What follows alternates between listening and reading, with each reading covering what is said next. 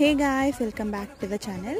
Friends, ఇప్పుడు నేను మనం సంక్రాంతికి దీల్ మోస్తాం కదా, ఆ సలిబిండితో అయితే ఒక స్వీట్ అయితే చేస్తున్నాను.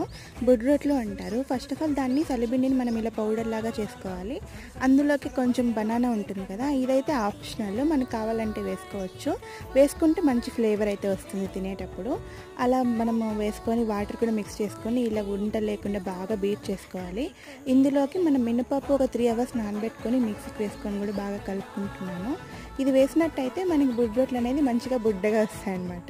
తర్వాత ఇంకా ఫ్లేవర్ కోసం కొబ్బరి ఇలాచి కూడా మిక్సీకి వేసుకొని అందులోనే కలుపుకొని ఇంకైతే బుడ్ రొట్లు వేసుకుందాము.